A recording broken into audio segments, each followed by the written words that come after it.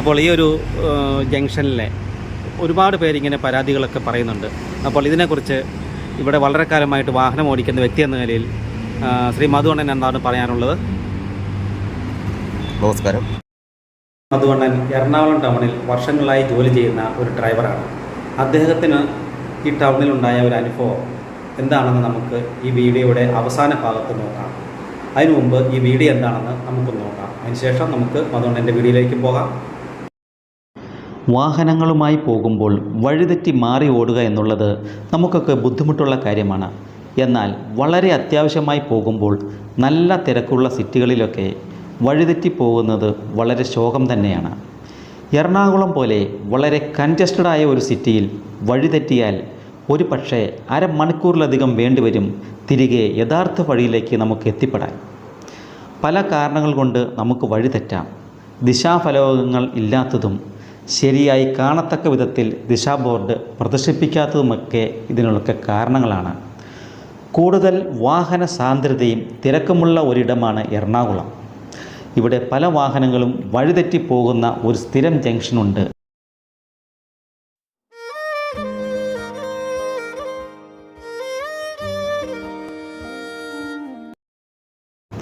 അത് ആലുവ എറണാകുളം റൂട്ടിൽ ഇടപ്പള്ളി ഓവർബ്രിഡ്ജിൻ്റെ ആ ഭാഗമാണ്.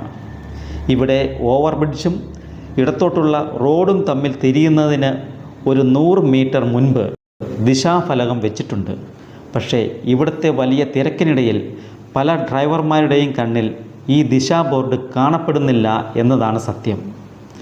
വളരെ താഴ്ത്തി മെട്രോ പില്ലറിന് ഇടയിൽ വെച്ചിരിക്കുന്ന ഈ സൈൻ ബോർഡ് വലതുവശത്തുകൂടി പോകുന്ന വലിയ വാഹനങ്ങൾ പലപ്പോഴും മറ്റ് ഡ്രൈവർമാരിൽ നിന്നും ഈ ബോർഡ് മറയ്ക്കുക തന്നെ ചെയ്യുന്നു.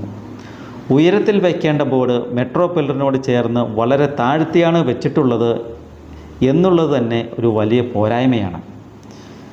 ആലുവയിൽ നിന്ന് വരുന്നവർക്ക് ഇടപ്പള്ളി ഓവർബ്രിഡ്ജിലൂടെ എറണാകുളം പട്ടണത്തിലേക്ക് എളുപ്പത്തിലെത്താൻ സാധിക്കും.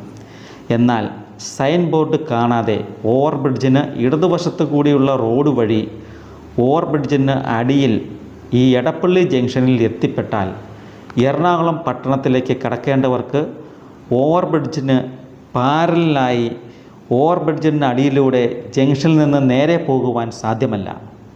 നേരെയുള്ള ഗതാഗതം നിരോധിച്ചിരിക്കുകയാണ്. ആലുവയിൽ നിന്ന് വരുന്ന എറണാകുളം ഭാഗത്തേക്കുള്ള വാഹനങ്ങൾ ഓവർബ്രിഡ്ജ് വഴി തന്നെ പോകണമെന്നുള്ളതാണ് വസ്തുത. എന്നാൽ വഴി തെറ്റാതിരിക്കാൻ എല്ലാവർക്കും പെട്ടെന്ന് തന്നെ കാണത്തക്ക വിധം സൈൻ ബോർഡ് വെച്ചിട്ടുമില്ല.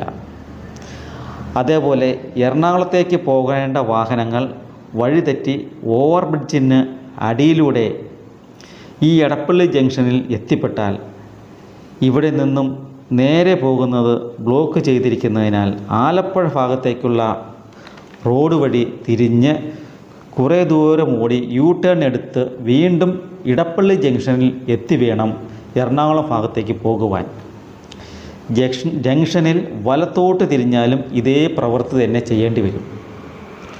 വഴി തെറ്റാത്തവർക്ക് പോലും ഈ ഇടപ്പള്ളി ജംഗ്ഷൻ കടക്കാൻ നല്ല സമയമെടുക്കും. അപ്പോൾ വഴി തെറ്റിയാൽ ഉള്ള അവസ്ഥ എന്താകും? ഇതുവരെ പറഞ്ഞത് എറണാകുളം ഭാഗത്തേക്ക് പോകേണ്ട വാഹനം ഇടപ്പള്ളിയിൽ വഴി തെറ്റിയാലുള്ള ബുദ്ധിമുട്ടാണ്. ഇനി ഇതിലും ബുദ്ധിമുട്ടാണ് ആലുവ ഭാഗത്തു നിന്നും വന്ന് ആലപ്പുഴയ്ക്ക് പോകേണ്ട വാഹനങ്ങൾ ഇടപ്പള്ളിയിൽ വഴിതെറ്റി ഓവർബ്രിഡ്ജ് വഴി എറണാകുളം ഭാഗത്തേക്ക് കടന്നാൽ. ഒന്നാമത് ഇവിടെ ട്രാഫിക് വളരെ സ്ലോ മൂവിങ്ങും കൺജസ്റ്റഡുമാണ്. വലിയ വാഹനങ്ങളാണെങ്കിൽ ആലപ്പുഴ ഭാഗത്തേക്കുള്ള റോഡിൽ എത്തിപ്പെടാൻ പണിപ്പെട്ടത് തന്നെ.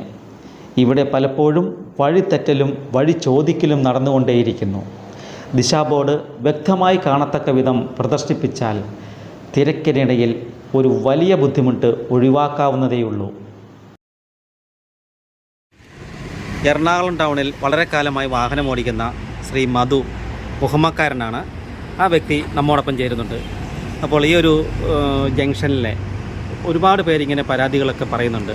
അപ്പോൾ ഇതിനെക്കുറിച്ച് ഇവിടെ വളരെ കാലമായിട്ട് വാഹനം ഓടിക്കുന്ന വ്യക്തി എന്ന നിലയിൽ ശ്രീ മധുവണ്ണൻ എന്താണ് പറയാനുള്ളത്? നമസ്കാരം. എൻ്റെ പേര് മധു. ഞാൻ എറണാകുളത്ത് വണ്ടി ഓടിക്കുന്നിട്ട് വർഷങ്ങളായി. എൻ്റെ കാര്യം മാത്രമല്ല, തൃശ്ശൂർ മുതൽ, കോഴിക്കോട് തൃശ്ശൂർ മുതൽ ആളുള്ള ആൾക്കാർ നമ്മുടെ ആലപ്പുഴയ്ക്കോ തിരുവനന്തപുരത്തിനോ വരണമെങ്കിൽ നമ്മൾ ആലുവ സൈഡിൽ ഇങ്ങോട്ട് വരുമ്പോൾ നമ്മുടെ ഉരുമാലിൻ്റെ വാതിക്ക് ഒരു ഓവർ ബ്രിഡ്ജുണ്ട്. ഒരു ചെറിയ സൈൻ ബോർഡ് അവിടെ ഉണ്ട്. അത് പലരുടെയും വലിയ വാഹനങ്ങൾ പറഞ്ഞ് ആ പലരുടെയും ദൃശ്യത്തിൽ പെടാതെ ഇരിക്കും. നമ്മൾ ഓടിക്കുന്ന വാഹനം നേരെ ഓവർ ബ്രിഡ്ജ് കയറി അപ്പുറത്തോട്ട് എറണാകുളം സൈഡിലോട്ട് പോയി ചെയ്യും. അപ്പോൾ തിരുവനന്തപുരത്തോട്ടും ആലപ്പുഴയ്ക്കൊക്കെ വരേണ്ടവർ ശരിക്കും പറഞ്ഞാൽ ഈ ഓവർ ബ്രിഡ്ജിന് താഴെ ലെഫ്റ്റ് സൈഡിൽ കൂടെ കീപ്പ് ചെയ്താണ് വരേണ്ടത്. അതിനൊരു വ്യക്തമായി ആൾക്കാർ കാണിച്ച് ഉള്ള ഒരു സൈൻ ബോർഡ് അവിടെ ഇല്ല. അത് തികച്ചും എൻ്റെ ഒരു അനുഭവത്തിൽ എനിക്കുണ്ടായ അനുഭവം, എൻ്റെ അളിയൻ മരിച്ചപ്പോൾ എൻ്റെ പെങ്ങളും മറ്റേ കാസർഗോഡ് നിന്ന് വന്നവിടുത്തെ വണ്ടി വാടക വിളിച്ചാൽ വന്നത്. പക്ഷേ രാത്രി വന്നപ്പോൾ പോലും അവർ വഴി തെറ്റി എറണാകുളം ടൗണിലോട്ട് ആ വണ്ടി പോയി ഓവർ ബ്രിഡ്ജിൻ്റെ മേളിൽ കൂടി കയറിപ്പോയി.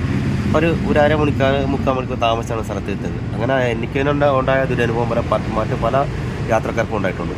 അതുകൊണ്ട് അധികാരികളുടെ ശ്രദ്ധയിൽ ഈ നല്ലൊരു ആൾക്കാർ കാണാൻ ചെയ്ത് ഒരു ബോർഡ് തിരുവനന്തപുരം ആലപ്പുഴ സൈഡിലോട്ടുള്ള ഒരു ബോർഡ് സൈൻ ബോർഡ് അവിടെ വേണ്ടതാണ്.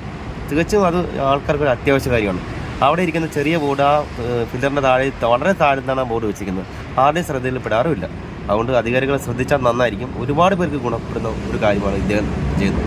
നന്ദി, നമസ്കാരം.